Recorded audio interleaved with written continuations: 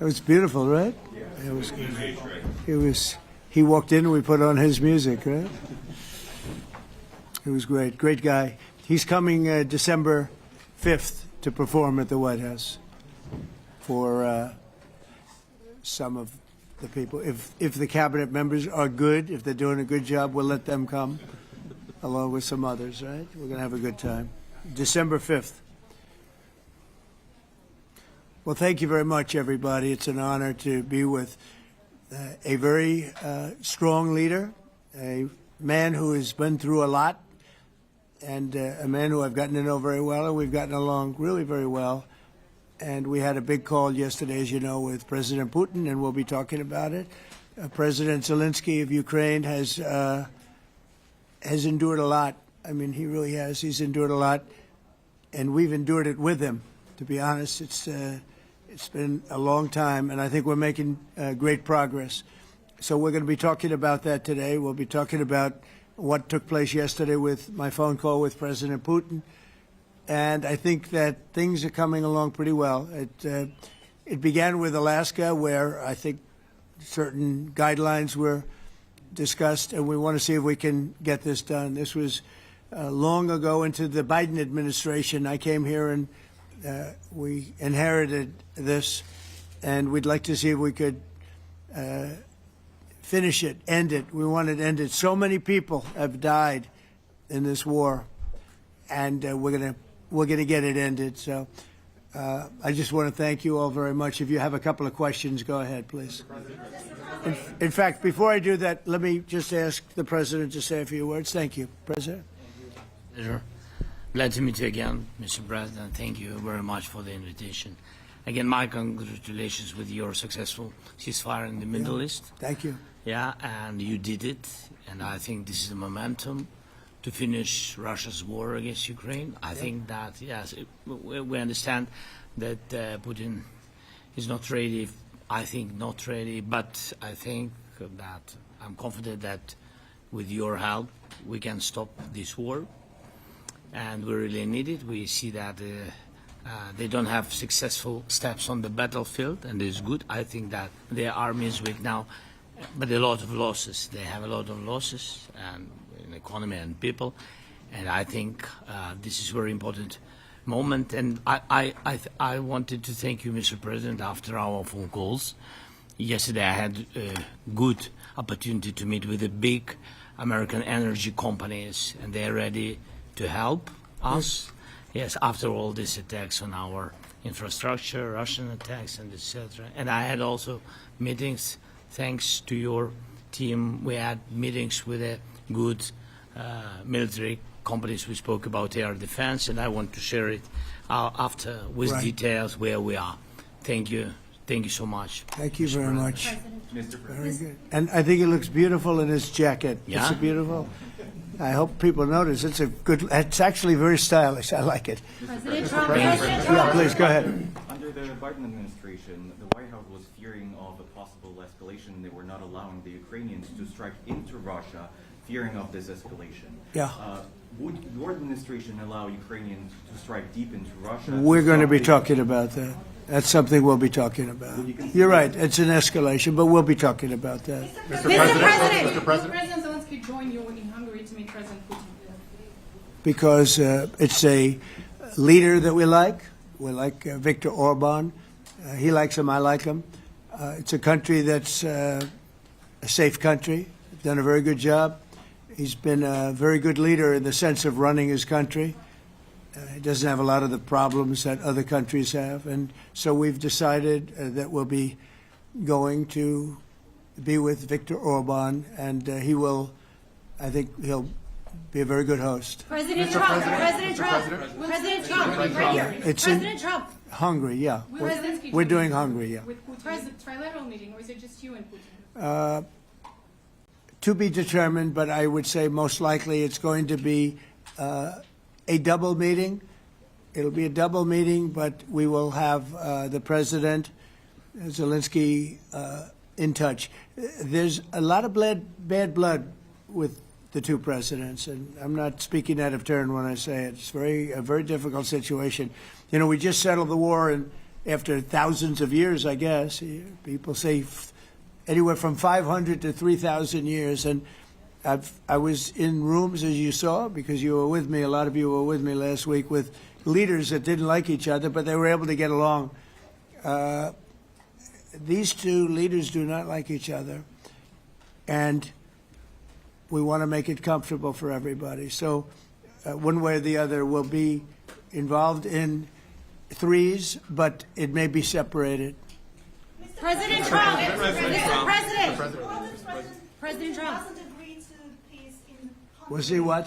Where are you from? From Ukraine. He actually had a Okay, conversation good. with me. Good, yeah. yesterday. What if President Putin doesn't agree to peace in Hungary? What do you do then? Do you have? Well, let's see what steps for happens. that? I mean, you know, what if? I think he will. I think that President Putin wants to end the war, or I wouldn't be talking this way. I think he wants to end the war. I spoke to him yesterday for 2.5 hours. We went through a lot of details. He wants to get it ended. I think that President Zelenskyy wants to get it ended. Now we have to get it done. President Trump. President Trump. Kara Castronova from Lindell TV. And although I love asking you questions, today my question is for President Zelenskyy of Sure. Ukraine. Go ahead, please. Thank you. Our President Zelenskyy, President Trump, just brokered a peace deal in the Middle East that all Americans, both sides of the aisle, are very proud of. But to meet that deal, both sides had to make concessions. Our president has stuck out his neck in many ways to make a peace deal for your war as well. What specific concessions are you willing to make to end this war with Russia? Will you give up joining NATO? Americans have foreign war fatigue, and our president, as he said, we need our tomahawks too. To me. Yes, you, Okay. President Zelenskyy. Thank you very What much. concessions will you That's some question, right? So many Thank questions you. in one. Thank you very much for your question. First of all, I think we need to sit and speak. The second point, we need ceasefire. Even now, you see in the Middle East, it's very difficult to hold ceasefire. Everywhere, in every war, it's very difficult. We want peace. Putin doesn't want. That's why we need pressure on him. We will speak with President today what we need. We understand what we need to push Putin to negotiation table. And as I said previously, so we are ready to speak in any kind of format, bilateral, trilateral, doesn't matter. Matter just peace. This is important. And we don't speak about NATO or NATO. For Ukrainians, it's very important. Of course, it's our decision, decisions of allies to decide where we are. But are you willing to give Yes, up but joining the NATO? most important thing for people in Ukraine, which are under each day's attacks, to have really strong security guarantees. NATO is the best, but weapon is very important. Allies on our side is very important, and between us, for us, bilateral security guarantees between me and President Trump is very important. I don't know, we didn't speak with details about it, but this is the most important document because the United States is very strong. Sir, President Trump, Peter? President Trump, you are the middleman right now, hoping to end this conflict. Who is doing a better job negotiating, President Zelenskyy or President Putin? I think they're both doing a great job in that sense. We have to get it done. We've got to take some of the hatred of each other. You know, they don't like each other. I say that in front of President Zelenskyy, but I say it in front of President Putin too. They have tremendous bad blood. It really is what is holding up, I think, a settlement. I think we're going to get it done, and we have to make it long-lasting. As I said in the Middle East, everlasting, right? Everlasting. And the Middle East is a much more complicated situation. You know, we had 59 countries involved, and every one of them agreed. And it's, you know, it's sort of amazing. Most people didn't think that was doable. This is going to be something I really believe that's going to get done. I had a very good talk yesterday with President Putin. I think he wants to get it done. And President Peter? Zelenskyy, right behind you. When we were in Israel with President Trump earlier in the week, we heard a lot about the difference in diplomacy between President Trump and President Joe Biden before him. What do you see as the biggest difference in diplomacy between President Trump and President Biden? President Trump has a big chance now to finish this war. President Biden now is not the president, so he doesn't have a chance to finish this war. And President Trump is really showed for the world that he can manage ceasefire in Middle East, and that's why I hope that he will do this, and we will also have such big success. For Ukraine, it's a big chance, and I hope that President Trump can manage it.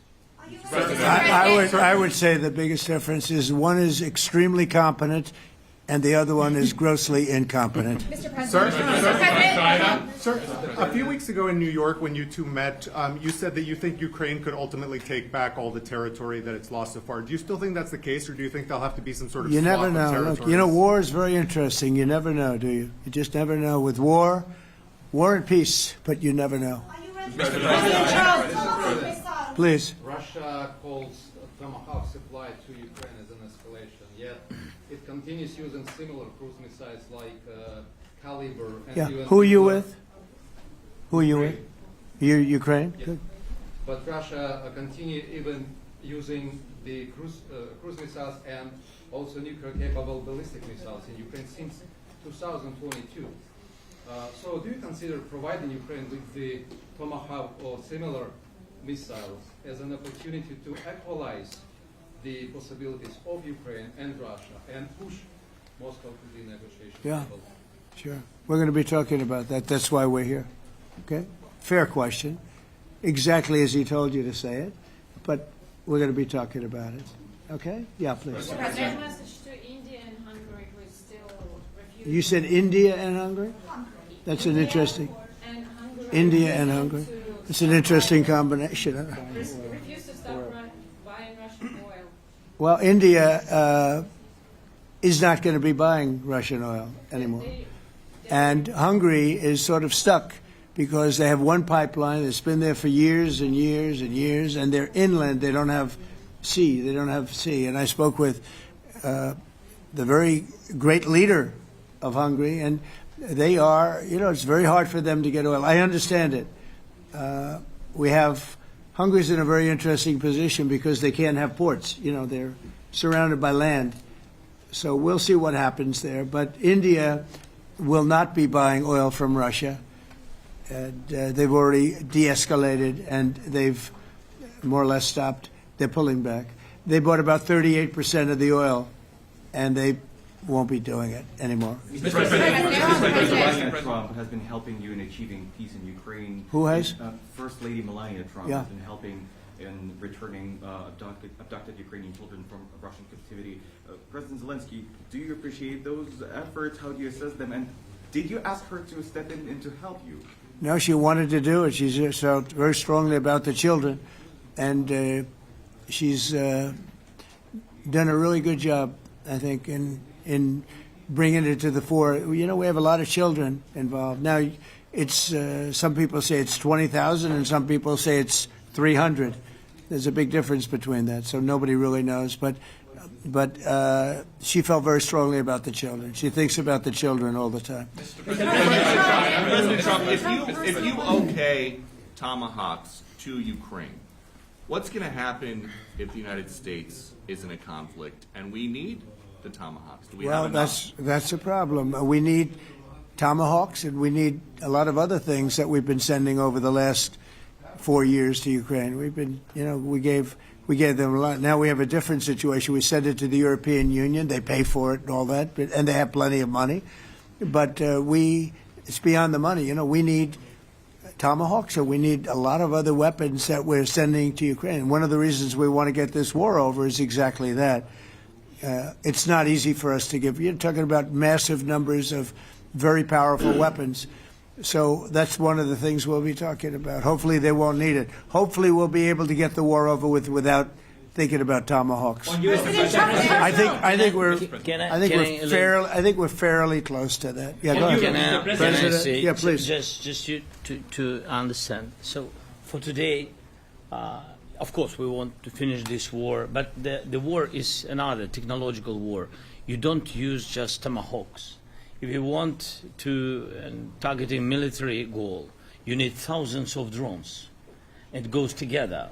with such missiles. Ukraine has such thousands of our production drones, but we don't have Tomahawks. That's why we need Tomahawks. But the United States is a very strong production, and the United States has Tomahawks and other missiles, very strong missiles, but they can have our thousands of drones. That's why where we can work together, where we can strengthen American production. And so just so that I understand, so you're suggesting kind of a trade. If President Trump okays Tomahawk missiles to help you launch Yes, it's into about Russia, military goals. It's only about military goals. Right, but then you would authorize some kind of an exchange where Yes, of course. the U.S. gets Yes, we Ukrainian- have proposition. Yeah, we have big proposition President- with our drones. President Trump, I don't mean to be brokering an arms deal here, but is that something that you would be interested in, Ukrainian drones? We are, yeah, we would. We have a lot of drones right now. We build our own drones, but we also buy drones from others, and they make a very good drone. I mean, drone warfare has really come to the fore over the last couple of years because of this war. I will say, there's nothing like the jets. You know, we knocked out a lot of drones in Israel. We were knocking them out for Israel, and we were doing it with extremely fast and powerful jets, following the drones and knocking the hell out of them. So, you know, we know a lot about the drones, and we know a lot about the great jets, the great ones. The ones, well, and the B-52s, which were totally they were stealth. They were undetectable. So we have a lot of different weapons. And, you know, I have an obligation also, though, to make sure that we're completely stocked up as a country, because you never know what's going to happen. In war and peace, right? You never know what's going to happen. So we're going to be talking about Tomahawks, and would much rather have them not need Tomahawks. Would much rather have the war be over, to be honest, because, you know, we're in it to get the war over. We're selling a lot of different types of weapon, as you know, to the European Union. We're not in it for that. We're in it to get it over. We're losing thousands of people a week. Thousands of people, Russian, Ukrainian, and mostly soldiers. I mean, mostly soldiers. But we're in it to see that end.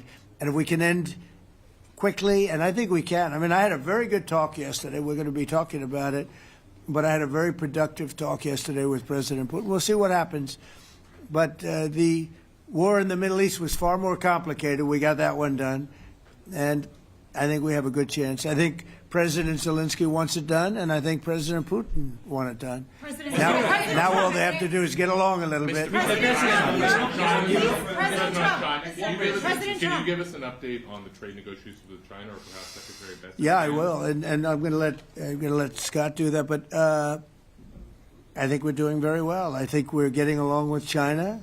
China would like to have something. As of this moment, we'll be meeting in a couple of weeks. We'll be meeting in South Korea. You think myself. will go forward? I think so. It looks like it's going forward. I think so. They want to meet. We like to meet. I have a very good relationship with President Xi, and we're going to see what happens. But, you know, for years we were taken advantage of by China very badly. We were losing hundreds of billions of dollars a year to China. We really built their military, if you think about it. The kind of money that presidents allowed to be lost to China was just insane. And then when I came into office, as you know, I put very severe tariffs. So we took in hundreds of billions of dollars in my first term from China. Biden let that go because it was so much. He let it continue, but he gave all sorts of exceptions. And by the time you looked at it, Scott, I would say it wasn't the same thing. He would give an exception for anything. If you got up and went out to dinner, he'd give you an exception. So it wasn't the same thing. But I put on very serious tariffs. So we took in hundreds of billions of dollars. And then I left office. The election was rigged. I left office, and that was the story. Now I come back, and we are in a very strong position because of tariffs. We're in a very powerful position because of the fact that we have tariffs. If we didn't have tariffs, we would be in a very weak position. We would be in a weakened state.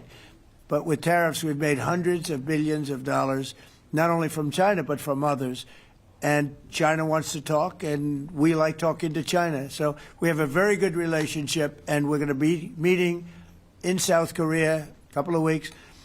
And I just got back from a long trip. I'm going on another long trip. And Scott, you want to say a few words on that, please? Yes, sir. So the entire relationship stems from the great respect that the two leaders have for each other. China did a substantial, unprovoked escalation last week. We were unable to get in touch with them. Since then, it's been IMF World Bank Week. They have had working level people here who there have been meetings. The Vice Premier, who is my counterpart, and I will be speaking this evening at around 8:30, 9 o'clock. And then he and I and a delegation will meet in Malaysia probably a week from tomorrow to prepare for the two presidents to meet. So I think that things have de-escalated. We hope that China will show the respect that we have shown them.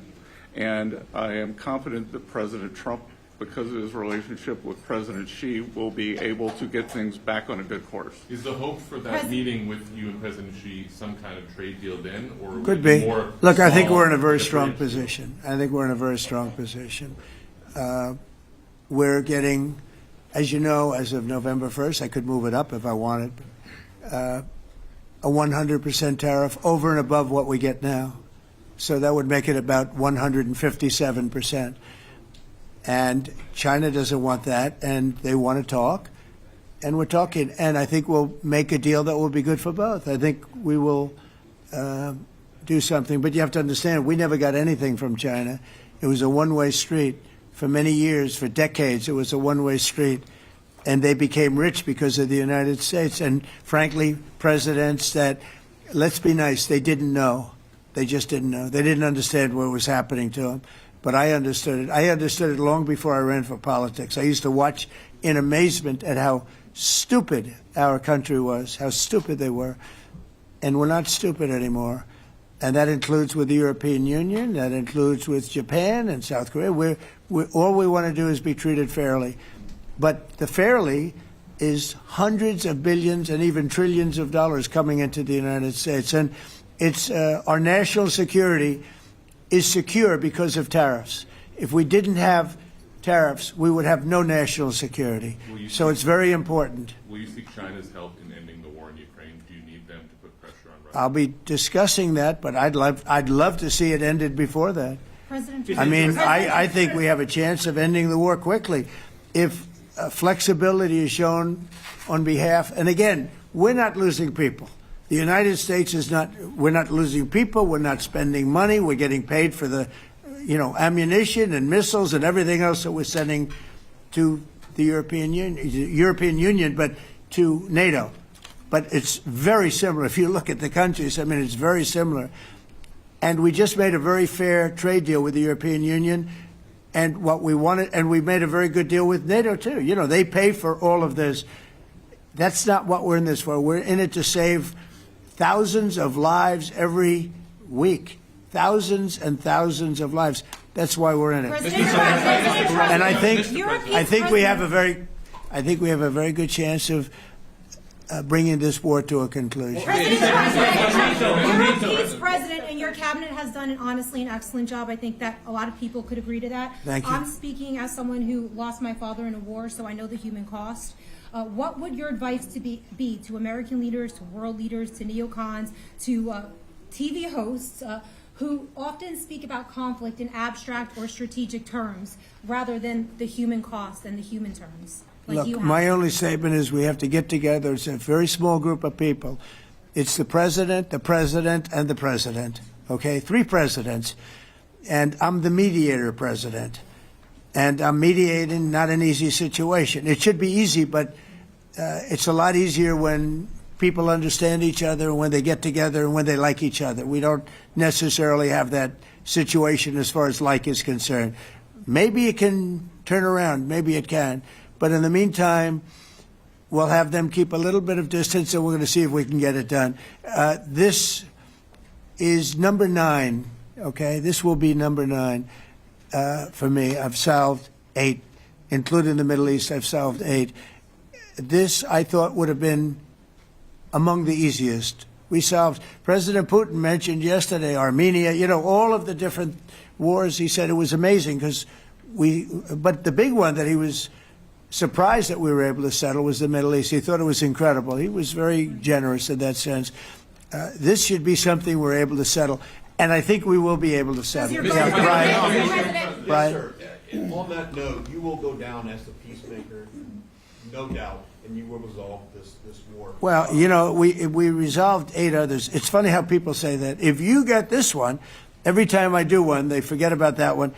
I solved 8 wars. Go to Rwanda and the Congo, talk about India and Pakistan, look at Thailand, look at all of the wars that we solved. And every time I solve one, they say, if you solve the next one, you're going to get the Nobel Prize. I didn't get a Nobel Prize. Somebody got it who's a very nice woman, very nice. I don't know who she is, but she was very generous. So I don't care about all that stuff. I just care about saving lives. But this will be number 9. But every time I solve one, they said, sir, if you solve one more, you're going to be known as a peacekeeper. So to the best of my knowledge, we've never had a president that solved one war. Not one war. Bush started a war. A lot of them start wars, but they don't solve the wars. They don't settle them. And especially when they have nothing to do with us.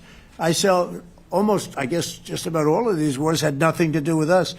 But I saved tens of millions of lives. The Prime Minister of Pakistan said, I saved millions of lives in interceding on Pakistan, and you look at Pakistan and India as an example. That would have been a bad one, 2 nuclear nations, right? So I say this, this is pretty much the last one, although I do understand that Pakistan attacked, or there is an attack going on with Afghanistan. That's an easy one for me to solve if I have to solve it. In the meantime, I have to run the USA, but I love solving wars. You know why? I like stopping people from being killed, and I've saved millions and millions of lives, and I think we're going to have success with this war. Wait, please. This, President Zelensky, this is your 3rd time over here. Oh. And by the way, you look excellent. Thank you, sir. Thank you. For you, by the way. This is your 3rd time here. How different sitting across from the president is this time versus the 2 previous times here at the White House, and how confident are you hearing the success rate of solving these prior wars that he can get this war solved? First of all, about suit. The same suit because the same president. It's very simple. The next president will have another suit.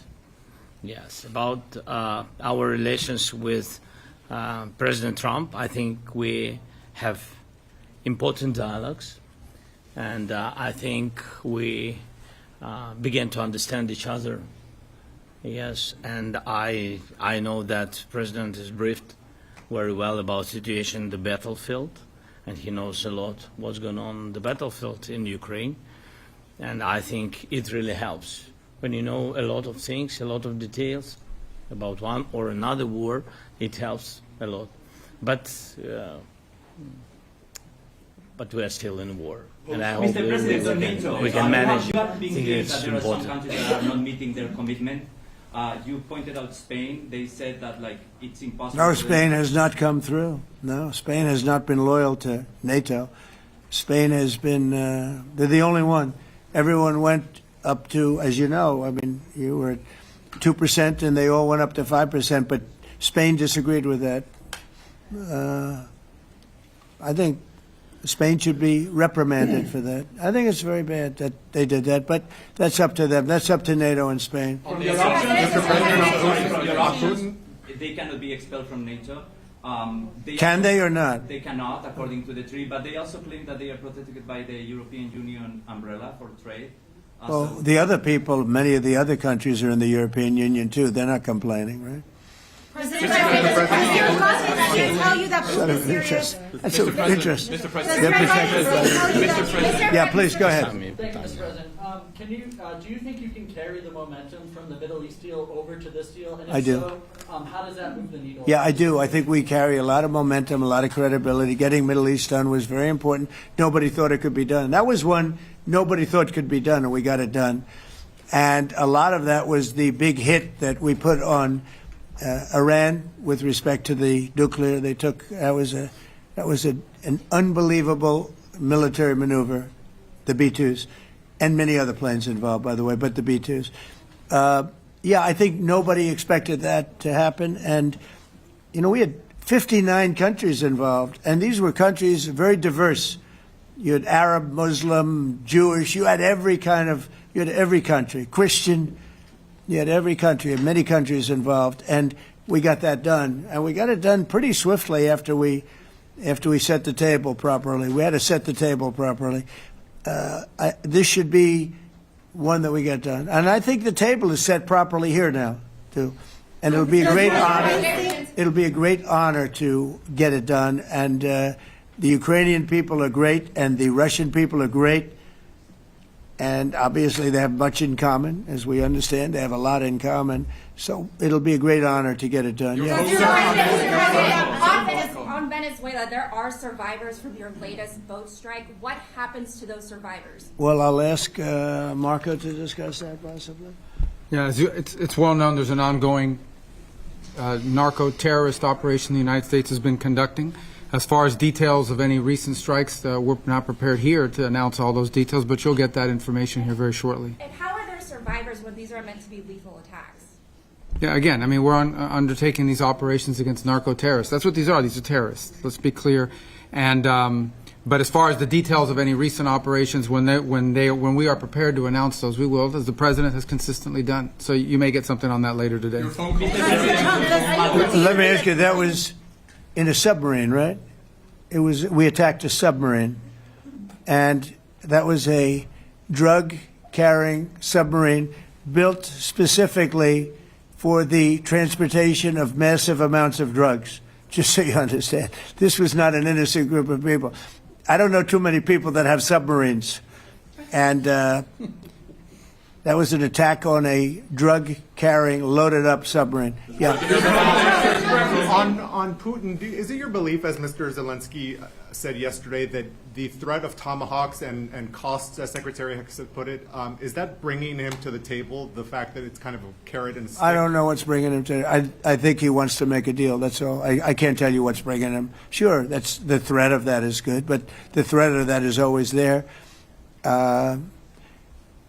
Tomahawks are very dangerous weapons. They're incredible weapons. If you like warfare, it's one of the most accurate. You know, we hit 30 Tomahawks in Iran after the B-2s did their damage. We sort of gave it a little capper with 30 Tomahawks from a submarine, quite far away actually. But they're an amazing weapon. They're a very powerful weapon, but they're a very dangerous weapon. And it could mean big, escalation. It could mean a lot of bad things can happen. Tomahawks are a big deal. But one thing I have to say, we want Tomahawks also. We don't want to be giving away things that we need to protect our country. We have a very strong country right now. We have a strong military. We have the greatest military in the world. We have the greatest weapons in the world. I want to get this war over. Okay? Putin-Trump tunnel to connect Russia and Alaska. Are you interested? I just heard about it. A tunnel from Russia to Alaska. I just heard about that one. That's an interesting one. We'll have to think about that. I hadn't heard that. We just did a nice road in Alaska that's going to get us to a lot of minerals, and we have a piece of it, a good piece of the ownership because of the fact we made it possible. But this came up yesterday, a tunnel from Russia to Alaska. That's an interesting. What do you think of that, Mr. President? Do you have any ideas? How do you like that idea? I'm not happy with this. I don't think you're going to like it. I don't think he liked it. I don't think he liked it. President Trump, do you think that Vladimir Putin, do you think that Putin's your gut instinct? Well, we had a senator that wanted, remember, from Hawaii, she wanted a tunnel from the mainland to Hawaii. Then she said, well, we can't do that, so we're going to build a railroad to Hawaii. Do you remember? She's a current sitting senator, a Democrat. She wants a railroad to go to Hawaii, right? You know who that is, right? She's another beauty. President Trump, on Putin, your gut instinct. Yeah, please. On your meeting with Putin, aren't you concerned that maybe the Russian president is trying to buy himself more time? Yeah, I am. But, you know, I've been played all my life by the best of them. And I came out really well. So it's possible, yeah, a little time. Is your gut instinct it's all right. But I think that I'm pretty good at this stuff. I think that he wants to make a deal. I made 8 of them. I'm going to make a 9th. I think he wants to make a deal. Do you still consider Russia to be a paper tiger? Do you think, judging by the state of its economy, Well, I think that he should have won the war in a week. Yeah, I do think. And if we didn't give the anti-tank missiles, as you know, the javelins they call them, they got stuck in the mud. They would have been in Kiev very quickly. They were heading to Kiev. So, you know, in war you have a lot of luck too. You know, weather has won war, and the cold and the heat and all things take place in war. But that was a very interesting moment when the tanks started rolling and some brilliant general said, let's go through the mud instead of going down the highway, right? So they got a little bit lucky. But you know where they really got lucky? I gave javelins. That wasn't given by Barack Hussein Obama. He gave them sheets. You know, there's a statement. Obama gave them sheets and I gave them the javelins. And the javelins are a devastating weapon. And that wasn't given by Obama. That was given by, because at the time it was Obama. That was given by me. So it was like one of those things. And you had hundreds of them. They're a devastating weapon. We have a lot of devastating weapons. I'd rather not use them. But that was a big moment. You know, when the tanks got stuck, they got stuck. And call it luck or call it talent. I'm not sure what you'd call it, but it was a big moment in time. Do you think Democrats will give you credit? Do you think Democrats will give you credit when you finally end this war, like they did with the war in the Middle East? And second I think question, right now the Democrats are really damaged, mentally damaged. They want to take $1.5 trillion with a T, $1 trillion, and give it to people that invaded our country. They came into our country illegally from prisons, from mental institutions, gang members. They want to give them health care and take it away from our citizens. We're not going to do that. $1.5 trillion. They want to destroy. They want to destroy our health care system. We're not going to let that happen. Have you authorized CIA operations in Venezuela as part of? Well, I wouldn't say that, but some interesting things are happening around the world. I'll say that. Mr. President, it has been reported that Maduro offered everything in his country, all the natural resources. He even recorded a message to you in English recently, offering mediation. What could we do in order to stop that? He has offered everything. He's offered everything. You're right. You know why? Because he doesn't want to fuck around with the United States. Thank you, everybody. Thank you.